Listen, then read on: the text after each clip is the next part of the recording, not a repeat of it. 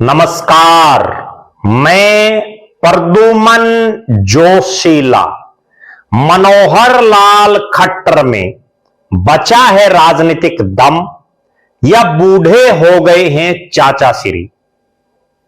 जी हां, वही मनोहर लाल खट्टर जो अपने राजनीतिक जीवन में पहली बार विधायक बने, बनते ही उनको मुख्यमंत्री बना दिया गया। 9.5 साल हरियाणा प्रदेश के मुख्यमंत्री रहे।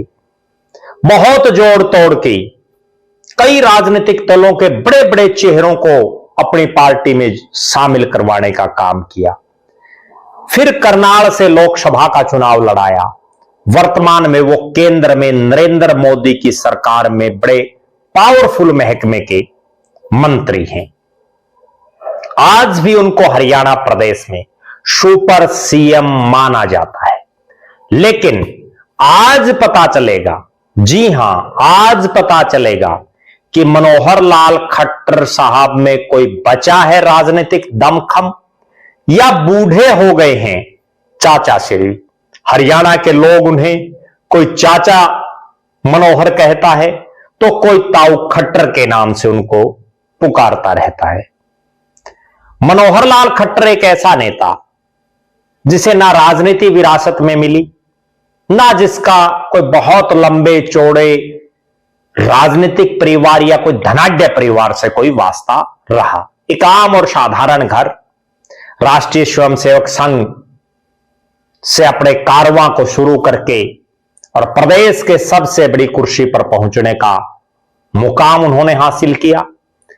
इस दौरान जब वो 9.5 साल हरियाणा के मुख्यमंत्री रहे, 2 राज्यसभा चुनाव पूरे देश में चर्चित रहे।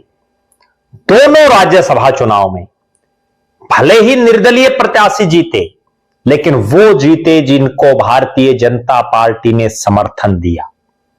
कांग्रेस और कांग्रेस समर्थित प्रत्याशी के पास बहुमत होने के बावजूद, आंकड़ों में बाजी जीत जाने के बावजूद, जब असलियत में वोटिंग हुई तो मनोहर लाल खट्टर की रणनीति के आगे धराशायी हो गई कांग्रेस। भले ही दोनों बार निर्दलीय प्रत्याशी जीते, चाहे एक बार सुभाष चंद्रा ने कांग्रेस और इनेलो के जो उम्मीदवार रहे आर के आनंद को हराया, और चाहे कार्तिकेय शर्मा ने कांग्रेस के राष्ट्रीय नेता अजय माकन को हराया। भले ही दोनों बार निर्दलीय प्रत्याशी मैदान में, लेकिन असलियत में जो गेम चला वो मनोहर लाल खट्टर ने। पर्दे के पीछे जो रणनीतियां बनी वो मनोहर लाल खट्टर की कारण दोनों बीजेपी समर्थित रहे। एक बार फिर से वो घड़ी आ गई है। हरियाणा विधानसभा के विधायक अपने हरियाणा से कौन जाए राज्यसभा में, उसको लेकर के वोटिंग करेंगे। आज का दिन। और मनोहर लाल खट्टर साहब जो पिछले कई दिनों से हरियाणा प्रदेश और विशेषकर चंडीगढ़ में डेरा डाले हुए हैं,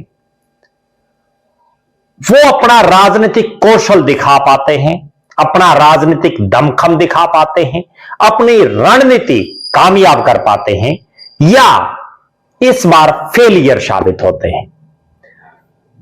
बुजुर्ग तो नहीं हो गए हैं मनोहर लाल खट्टर, क्योंकि अक्सर एक बात होती है कि जो जो आदमी की उम्र बढ़ती है, आदमी बुढ़ापे की तरफ बढ़ता है, तो कई बार उसकी रणनीतियां कारगर नहीं साबित होती।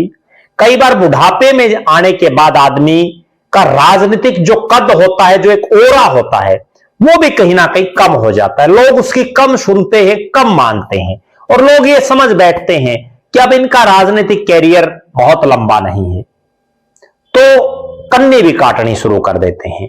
लेकिन आज ये हकीकत में पता चलेगा कि मनोहर लाल खट्टर साहब में कितना दमखम है, क्योंकि इस पूरे चुनाव में, जो राज्यसभा का चुनाव है हरियाणा का, भले ही सतीश नांदल चुनाव लड़ रहे हैं, निर्दलीय हैं, लेकिन एक पर्दे के पीछे जो रणनीति है वो कहीं ना कहीं मनोहर लाल खट्टर साहब बना रही हैं। और यही एक कारण है कि हरियाणा से मुख्यमंत्री की कुर्सी से हटने के बाद और चुनावों को अगर छोड़ दें तो सबसे ज्यादा लंबा समय लगातार अब दे रहे हैं मनोहर लाल खट्टर साहब।